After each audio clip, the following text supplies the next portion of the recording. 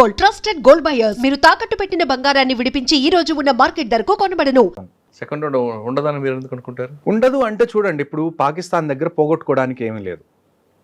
అదొక దాన్ని ఏమంటారు, అది అక్కడ ఉన్న మిలిటరీ లీడర్షిప్ ఏదైతే ఉందో వాళ్ళని ప్రామినెంట్గా ఉంచుకోవడం కోసం వాళ్ళు ఎంత దూరమైనా వెళ్తారు. వాళ్ళ దగ్గర ఎకానమీ లేదు, అది పాడైపోయిద్ది ఒకవేళ యుద్ధానికి వెళ్తే అన్న భయం వాళ్ళకి లేదు. ఎందుకంటే అక్కడ ఎకానమీ అనేది ఏం లేదు. లాస్ట్ పహల్గామ్ అటాక్ దగ్గర నుంచి ఆల్మోస్ట్ 10,000 పాయింట్స్ వాళ్ళ సెన్సెక్స్ పడిపోయింది. అక్కడ నిత్యావసర వస్తువులు లేవు. ఇప్పుడు మనం ఇండస్ వాటర్ ట్రీటీ ఆపిన తర్వాత నీళ్ళు ఎలానో లేదు. సో వాళ్ళు పోగొట్టుకోవడానికి వాళ్ళ దగ్గర ఏమీ లేదు. సో ఆ సిచ్యువేషన్ని కూడా మనం ఒకసారి కన్సిడరేషన్లోకి తీసుకోవాలి. అంటే చచ్చిన పాము చంపకూడదు అన్నట్లు ఒక రకంగా అలా చెప్పచ్చు.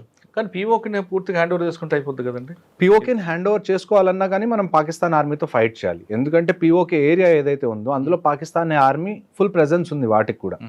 సో తీసుకోవచ్చా తీసుకోకూడదా అని అడిగితే ఖచ్చితంగా మనం తీసుకోవచ్చు. ఆ కేపబిలిటీ కూడా మనకుంది. నేను ఇందాక మీకు చెప్పినట్టు ఇవాళ జరిగింది నాకు తెలిసి ఇండియన్ ఆర్మర్డ్ ఫోర్సెస్ కేపబిలిటీలో గట్టిగా 1% కూడా మనం యూస్ చేయలేదు. 1% యూస్ చేయలేకపోతేనే మనం 25 నిమిషాల్లో ఇంత చేయగలిగాం. అదే మనం ఫుల్ కేపబిలిటీస్ వాడితే పీఓకే తీసుకోవడం పెద్ద విషయం కాదు మనకి. కానీ అది తీసుకునే ముందు మనం దాని నుంచి కాన్సిక్వెన్సెస్ ఏముంటాయి, వాటికి రెడీగా మనం ఉన్నామా అన్న విషయాన్ని మన గవర్నమెంట్కి అనిపిస్తే then we will go ahead. Sir, ఆపరేషన్కి వెళ్ళే ముందు అన్ని డిపార్ట్మెంట్ కూడా ముందు అలర్ట్ చేస్తారట కదా? నాకు తెలిసి చూడండి, ఇలాంటి సీక్రెట్ ఆపరేషన్స్ ఎలాగుంటాయి అంటే లాస్ట్లో నాకు తెలిసి కొన్ని గంటల ముందే ప్లాన్ బయటికి రిలీజ్ అవుతుంది. అంతకు ముందు వరకు కూడా కనీసం ఒక 2-3 ప్లాన్లు ఎక్స్ట్రా పెట్టుకొని ఉంటారు. ప్లాన్ బి, ప్లాన్ సి లాగా కనీసం ఏబిసి 3 ప్లాన్స్ అయితే కనీసం మినిమం ఉంటాయి. ఎందుకంటే ఇలాంటి సీక్రెట్ ఆపరేషన్స్లో కొన్నిసార్లు ఇన్ఫర్మేషన్ లీక్ అవ్వడానికి కూడా ఛాన్సెస్ ఉంటాయి. ఒకవేళ ఇన్ఫర్మేషన్ లీక్ అయింది అనుకోండి, మనం ముందు నుంచి అనుకున్న ఆపరేషన్ మనం అప్పుడు తలపెడితే వాళ్ళు ఆల్రెడీ రెడీగా ఉంటారు, ఇన్ఫర్మేషన్ లీక్ అయింది కాబట్టి. సో ఇలాంటి ఆపరేషన్స్ ఎలాగుంటాయంటే మనం ముందే ఒక 3-4 ఆప్షన్స్ రెడీగా పెట్టుకుంటాం. అందులో లాస్ట్లో కొన్ని గంటలు మిగిలిందన్నగానే ఏ ఆపరేషన్ అనేది ఫైనల్ అవుతుందో అప్పుడు చెప్తారు. దాన్ని బట్టి అప్పటి వరకు అందరూ ప్రాక్టీస్ చేస్తూ ఉంటారు. ఒకసారి ఫైనల్ ఆర్డర్స్ వచ్చిన తర్వాత వాళ్ళు ఏదైతే ఆపరేషన్ ని ఫైనల్ చేశారో దాన్ని వాళ్ళు కంప్లీట్ చేస్తారు. ఆపరేషన్ ఫైనలైజ్ అయిన తర్వాత ఆపరేషన్ స్టార్టింగ్ ఎంత టైం ఉంటుంది మధ్యలో? నాకు తెలిసి ఇలాంటి సీక్రెట్ ఆపరేషన్స్ కి హార్డ్లీ 2 hours కన్నా నాకు తెలిసి ఎక్కువ టైం ఉండదండి. ఒకేసారి మొత్తం ఇన్ని రకాలుగా ఈ యాంగిల్లో కొట్టాలంటే దానికి ఎంత ప్లాన్ ఉండాలి? దానికి తోడు కరెక్ట్ గా ఇది జరిగే కొన్ని నిమిషాల ముందే ఇండియన్ ఆర్మీ కూడా ఇన్స్టాగ్రామ్ లో పోస్ట్ పెట్టింది, వి విల్ ఫైండ్ యూ అని. సో ఫస్ట్ మనం ఒక ఇండికేషన్ ఇచ్చాం, మేము మిమ్మల్ని ఎక్కడ దాక్కున్నా కనిపెడతాము అని. ఆ కనిపెట్టి మరీ కొట్టారు, చెప్పి మరీ చేసినట్టు ఒక రకంగా. అక్కడి నుంచి మళ్ళీ రిటాలియేషన్ కూడా మనకు వస్తుంది ఈ పూంచ్ రజౌరీలో. సార్, ఆపరేషన్ ఎలా జరిగింది? ఆపరేషన్ కి దాదాపు 9 ప్రాంతాలకు టార్గెట్ చేసాం. ఏ బేస్ నుంచి ఎక్కడ వెళ్ళాం, ఎలా చేసుకోవచ్చు అని ఒకసారి ఎక్స్ప్లెయిన్ చూడండి. మొత్తం ఇక్కడ ఇంకొక పేరు ఒకటి ఉంది, బావల్పూర్ అని. ఇది ఉంది చూసారా, బావల్పూర్. ఇది 21st నేమ్. సో మొత్తం నాకు తెలిసి ఇప్పుడు వరకు ఉన్న మన ఇన్ఫర్మేషన్ ప్రకారం ఫస్ట్ 21 సైట్స్ ఏవైతే ఉన్నాయో ఇందులో సవాయి నాలా కానివ్వండి, సయ్యద్నా బిలాల్, మస్కరే అక్సా, చేలాబందీ, అబ్దుల్లా బిన్ మసూద్, దులాయి, గడి హబీబుల్లా, బట్రాసి, బాలాకోట్, ఓగి. బాలాకోట్ మనకి ఐడియా ఉండాలి, ఇంతకు ముందు కూడా మనం చేసాం. సో ఇవన్నీ ఆల్మోస్ట్ ఎక్కడైతే మనం ఇంతకు ముందు పుల్వామా అప్పుడు చేసిన ఎయిర్ స్ట్రైక్స్ అప్పుడు చేసిన ఏరియా అది.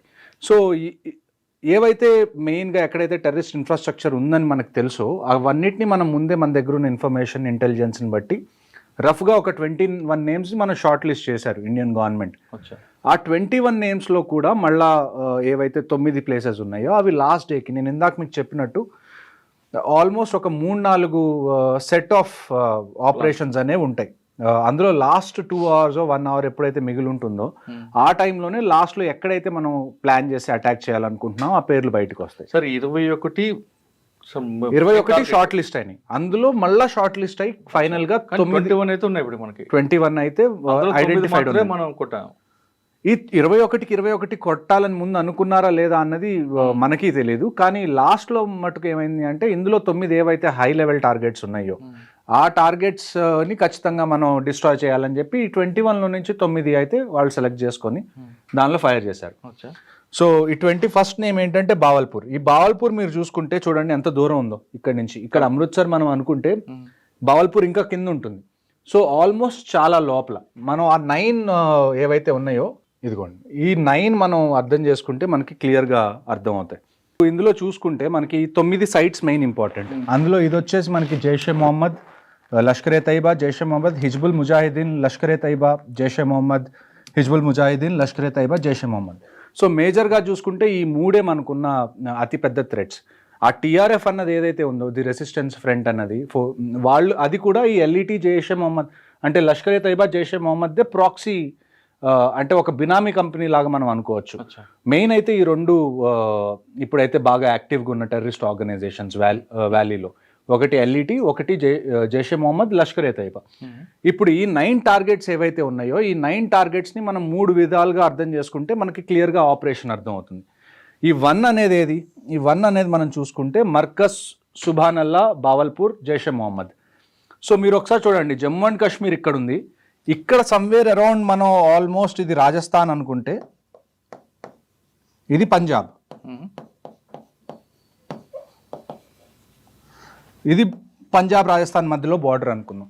సో ఈ బావల్పూర్ అనేది ఏదైతే ఉందో అది ఆల్మోస్ట్ ఇండియన్, ఇదంతా మనకి ఇంటర్నేషనల్ బౌండరీ.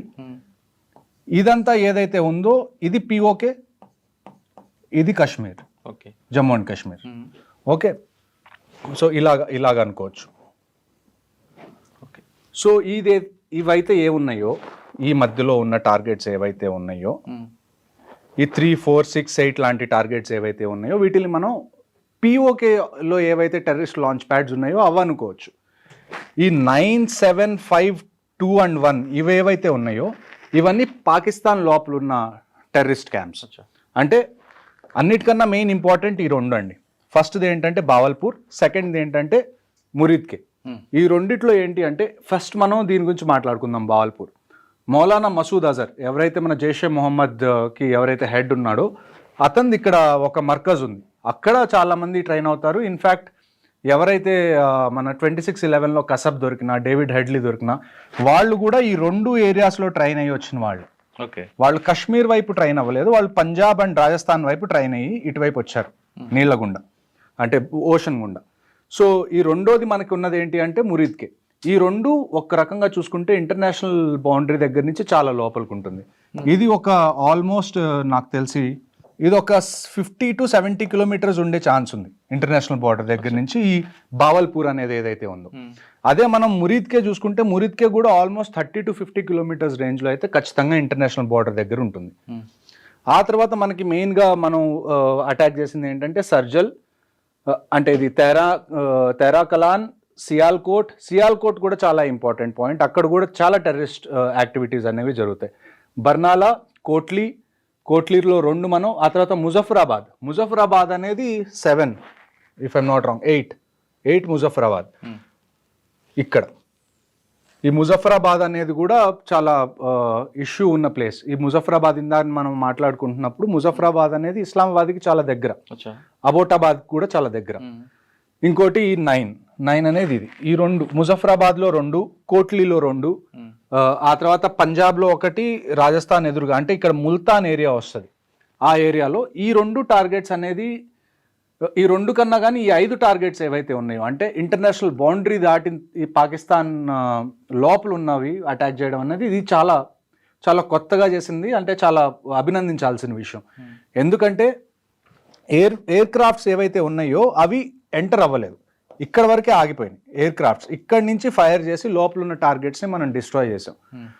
ఇదే టైంలో మనకి చాలా మిస్ఇన్ఫర్మేషన్ వస్తుంది. ఏమని అంటే మనవి కూడా ఒక 5-6 జెట్ ప్లేన్స్ వాళ్ళు కింద పడేశారు, వాళ్ళు కూల్చేశారు, అది ఇక్కడ మనకు వచ్చే క్వశ్చన్ ఏంటి, లాజిక్ ఎక్కడ మ్యాచ్ అవ్వదు అంటే, మనం అసలు మన ఎయిర్ క్రాఫ్ట్స్ని బార్డరే దాటించకపోతే వాళ్ళు ఎలా కూల్చేశారు? మనం పంపించింది ఓన్లీ యామ్యునిషన్ అంటే మిసైల్స్ ఒక్కటే మనం పంపించాం. ఎయిర్ క్రాఫ్ట్స్ మనం లోపల పంపించినప్పుడు వాళ్ళ ఎయిర్ క్రాఫ్ట్స్ని అసలు ఎలా కింద పడేయగలరు? చెప్పుకోవడానికి ప్రజలకి అంటే జనరల్గా ఎప్పుడైనా ఇలాంటి ఆపరేషన్ జరిగినా, ఇలాంటి వార్ లాంటి సిచ్యువేషన్ వచ్చినా అన్నిటికన్నా పెద్ద థ్రెట్ ఏంటి అంటే ఇన్ఫర్మేషన్ వార్ఫేర్. అలాంటి టైంలో ఇష్టం వచ్చినట్టు ప్రొపగాండా చేయడం కానివ్వండి, లేకపోతే పుకార్లు పుట్టించడం కానివ్వండి, దీనివల్ల ఏమైందంటే జనాల్లో ప్యానిక్ క్రియేట్ అవ్వడం. ఇప్పుడు మనకు ఒక న్యూస్ వస్తుంది, అది నిజమో కాదో మనం తెలుసుకోకముందే మనం షేర్ చేసేసాం, ఒక 2 గంటల్లో జరగాల్సిన డ్యామేజ్ మొత్తం జరిగిపోతుంది. అది ఫ్యాక్ట్ చెక్ అయ్యి అది అబద్ధం అని తెలిసేసరికి 2 గంటలు అయిపోతుంది. సార్ ఇప్పుడు 9 అటాక్లు చేశారు కదా, అవును. ఆల్రెడీ ఇక్కడ బోర్డర్ మన దగ్గర ఉంది, రాజస్థాన్కి పంజాబ్కి. అవును. వాళ్ళు జమ్మూ ఇటువైపు కొట్టారు, వాళ్ళు 16 మంది చనిపోయారు. మరి ఈ ప్రాంతం అంతా కూడా మన వాళ్ళు ముందే అలర్ట్ చేస్తుంటే బాగుంటుంది కదా. అది ఈ ప్రాంతం అండి, ఈ జమ్మూ ఏరియా ఏదైతే ఉందో, నేను ఇందాక కూడా అదే చెప్పాను, ప్రోయాక్టివ్గా ఖచ్చితంగా జేఎండ్కే గవర్నమెంట్ అయితే ఉండాల్సింది. ఎందుకంటే కంటిన్యూస్గా ఇది జమ్మూ, ఇది కాశ్మీర్ రీజన్, ఇది జమ్మూ రీజన్ అనుకున్నారు అనుకోండి. ఇప్పుడు వరకు నేను చూసిన దాంట్లో ఎప్పుడైనా షెల్లింగ్ జరిగితే ఇటువైపు షెల్లింగ్ వచ్చే ఛాన్సెస్ ఆల్మోస్ట్ 0. కానీ ఈ ఏరియా మాత్రం కంటిన్యూస్గా కొన్ని సంవత్సరాల నుంచి ఎప్పుడు ఇండియా పాకిస్తాన్ మధ్యలో సీజ్ ఫైర్ వైలేషన్ అయినా కానీ ఈ రజౌరి మోస్ట్లీ 2 ఉన్నాయి. రజౌరి ఒకటి, పూంచ్ ఒకటి, పూంచ్ సెక్టర్, ఈ 2 జమ్మూలో ఉన్నాయి. ఇవన్నీ దగ్గరలో ఉండే. సాంబా సెక్టర్ కూడా జమ్మూ ఏరియాలోనే ఉంటాయి. ఈ వీటితో పాటు RS4 కూడా ఎఫెక్టెడ్ కదా. అవునండి, అవన్నీ ఇప్పుడు ప్రస్తుతం మనకు అందిన ఇన్ఫర్మేషన్ ప్రకారం వెస్ట్ సైడ్ లో ఉన్న ఏవైతే మేజర్ ఎయిర్పోర్ట్స్ ఉన్నాయో ఆ ఎయిర్పోర్ట్స్ కూడా మూసేయడం జరిగింది, including Uttarakhand, Himachal also. So ప్రస్తుతం ఇంకొక విషయం ఇవాళ ఉదయం తెలిసింది ఏంటి అంటే, ఇక్కడ లాహోర్ ఉంటుంది, ఇది ఐ థింక్ లాహోర్, ఇది లాహోర్లో కూడా ఎయిర్పోర్ట్ మీద 3 బ్లాస్ట్లు జరిగినాయి. అది ఇండియా చేసిందా లేకపోతే డ్రోన్ ఇండియా వదిలిపెడితే డ్రోన్ వెళ్ళి అక్కడ పడి చేసిందా అన్నది ఇంకా బయటికి రాని విషయం. కానీ ఇవాళ ఉదయం కూడా 3 బ్లాస్ట్లు అయితే లాహోర్ ఎయిర్పోర్ట్లో జరిగినాయి, ఎయిర్పోర్ట్ ఆ చుట్టుపక్కల. సార్ ఎక్కువ థ్రెట్ మనకి ఇటువైపు కనిపిస్తుంటుంది. చూడండి, వార్ ఒకవేళ మీరు టెర్రరిజం ఆపరేషన్స్ చూసుకున్నారనుకోండి, ఈ ఏరియా మనకి థ్రెట్ ఎక్కువ.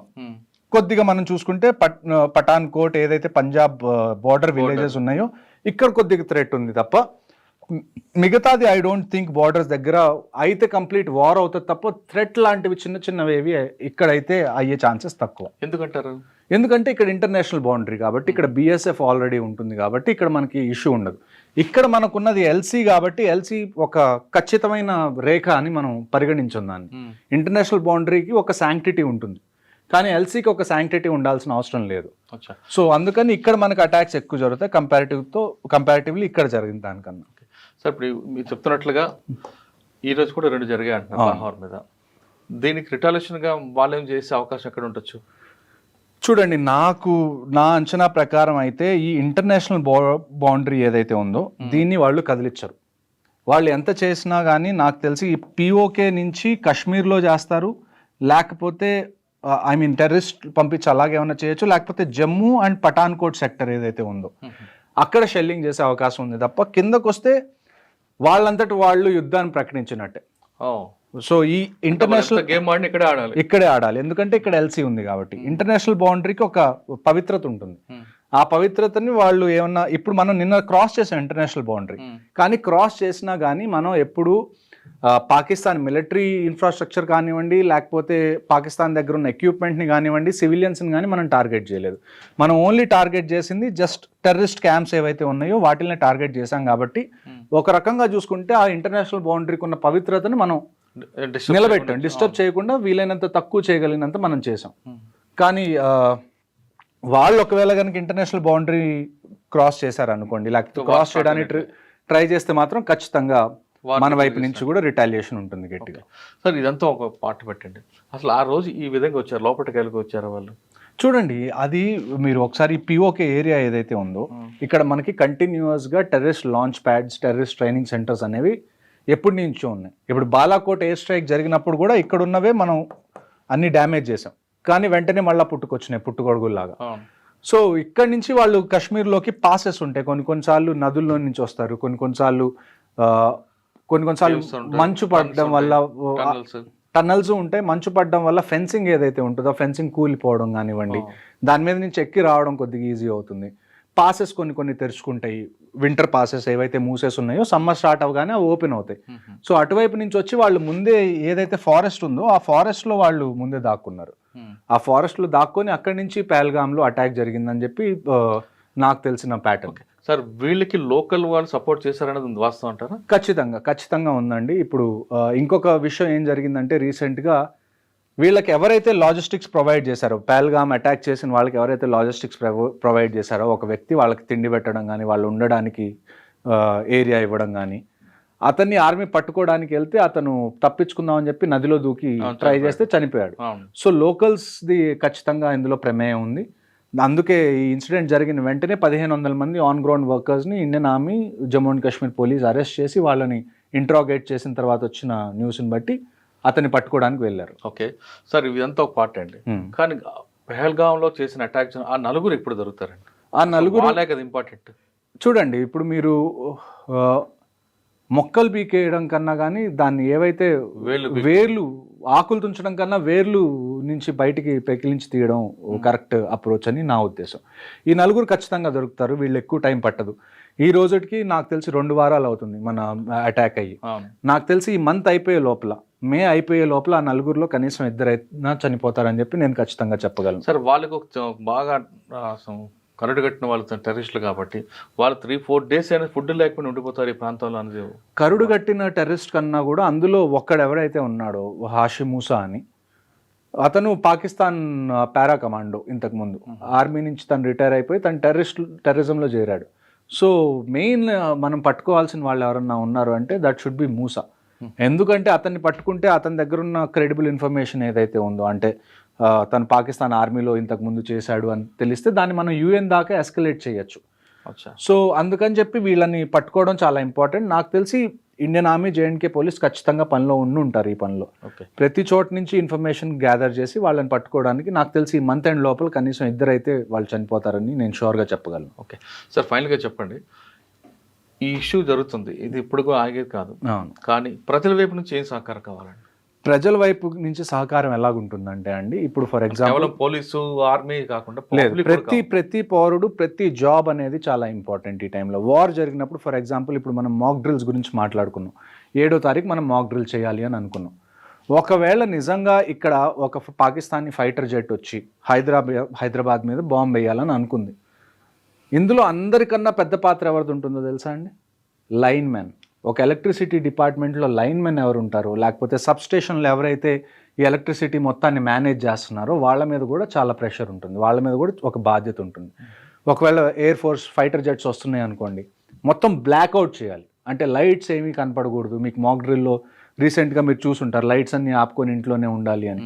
అలాంటి టైంలో ఒక లైన్ మ్యాన్కో లేకపోతే ఒక సబ్ స్టేషన్ ఎవరైతే చూసుకుంటున్నారో వాళ్ళకి ఒక ఐడియా ఉండాలి, ఎప్పుడు మనం లైట్స్ అన్ని ఆపేయాలి. వస్తుందని ఎలా తెలుస్తుంది? అది గవర్నమెంట్ నుంచి వీళ్ళకి ఇన్ఫర్మేషన్ వస్తుంది, పోలీస్ నుంచి ఇన్ఫర్మేషన్ వస్తుంది. సో ప్రతి మనిషి వాళ్ళ పనులు ఏవైతే, ఇప్పుడు కొన్ని లైన్స్ అంటాం మనం, లైన్ ఆఫ్ కమ్యూనికేషన్ అంటాం. లైన్ ఆఫ్ కమ్యూనికేషన్లో మనకి ఏమొస్తాయి? రోడ్స్ వస్తాయి, రైల్వే ట్రాక్స్ వస్తాయి, ఎలక్ట్రిసిటీ వైర్స్ వస్తాయి, ఫోన్ వైర్స్ వస్తాయి, ఆ తర్వాత మనకి గ్యాస్ కానీ లేకపోతే ఆయిల్ పైప్ లైన్స్ ఉంటాయి, అవి వస్తాయి.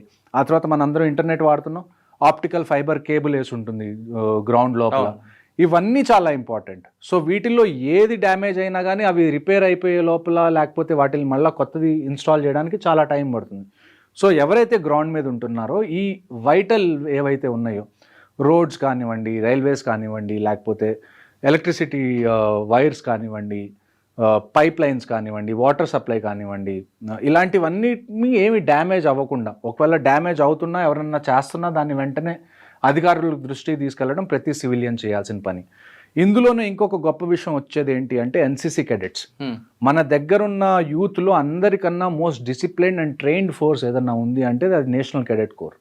NCC cadets కూడా ఏం చేస్తారంటే, ఒకవేళ వార్ వచ్చింది అనుకోండి, ఇక్కడ నుంచి చాలామంది ఫ్రంట్ లైన్స్కి వెళ్ళిపోతారు, పోలీసులు కూడా చాలా విషయాల్లో బిజీ అయిపోతారు. అలాంటి టైంలో రోడ్ మేనేజ్మెంట్ కానివ్వండి, ట్రాఫిక్ మేనేజ్మెంట్ కానివ్వండి, ఎక్కడన్నా పోలీసులకు కూడా ఎక్స్ట్రా మ్యాన్ పవర్ కావాలనుకోండి, అలాంటి టైంలో NCC cadets కూడా పోలీసులకి హెల్ప్ చేస్తారు, లా అండ్ ఆర్డర్కి హెల్ప్ చేస్తారు. వాళ్ళతో పాటు భారత్ స్కౌట్ కూడా ఉంది కదా? అవును, వాళ్ళు కూడా వస్తారు.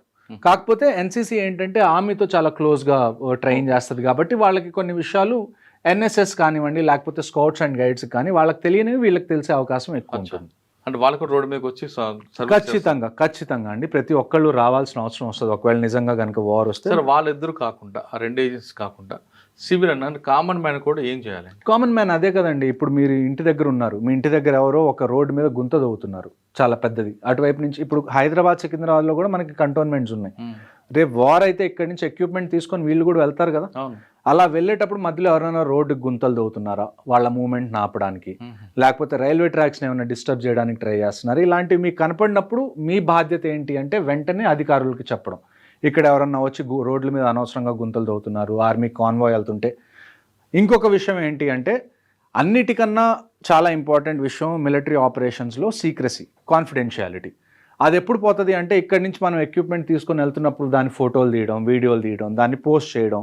దీనివల్ల ఏమవుతుంది అంటే ఎనిమికి తెలిసిపోతుంది మనం ఏమేమి ఎక్విప్మెంట్ తీసుకొని వస్తున్నాం, ఎంతమంది వస్తున్నాం అని ఒక రఫ్గా ఒక ఐడియా వస్తుంది, దానికి ప్రిపేర్ అయ్యి ఉంటాడు. సో మనం చేయాల్సింది ఏంటంటే సివిలియన్స్గా మీరు ఒకవేళ ఆర్మీ కాన్వాయ్ వెళ్తూ కనపడింది, మీరు జస్ట్ సెల్యూట్ చేయడమో, లేకపోతే వాళ్ళకు ఒక వాటర్ బాటిల్ ఇవ్వడమో, లేకపోతే ఒక చాయ్ ఒక ఫ్లాస్క్లో పోసి ఇవ్వడం తప్ప ఒక వీడియో తీసి నేను దాన్ని సోషల్ మీడియాలో పెడతాను అంటే మాత్రం దాన్ని అది ఒక మంచి విషయం కాదని చెప్పి మన వాళ్ళు చాలా మంది సెల్ఫీలు తీసుకొని పెడుతుంటారు. సెల్ఫీలు తీసుకోను, లేకపోతే రోడ్ మీద అలా వెళ్తుంటే వీడియో తీసి ఇండియన్ ఆర్మీకి సెల్యూట్ చేస్తున్నట్టు పెట్టిన, ఇవన్నీ మాకు అర్థం అవుతుంది. మీరు చాలా మనకు తెలియకుండానే నేరం చేస్తున్నట్లుగా తప్పు చేస్తున్నాం. మీకు ప్రేమ ఉంది, అది మీరు చూపించుకోవాలనుకుంటున్నారు, అందులో తప్పు లేదు. కానీ కొద్దిగా సెక్యూరిటీ పారామీటర్స్ ఏవైతే ఉంటాయో అవి కూడా దృష్టిలో పెట్టుకొని మీరు ఆన్లైన్ ఏం పోస్ట్ చేస్తున్నా కానీ 1-2 సార్లు ఆలోచించి పోస్ట్ చేయాలని నా మనవి. ఓకే, ఫైనల్గా ఇంకోసారి చెప్పండి, ఇప్పుడు జరిగిన ఆపరేషన్ ఎక్కడో ఆగిపోతుందా లేదా అంతం కాదు ఆరంభం అయింది? నన్ను అడిగితే ఆగకూడదండి, ఆగకూడదు.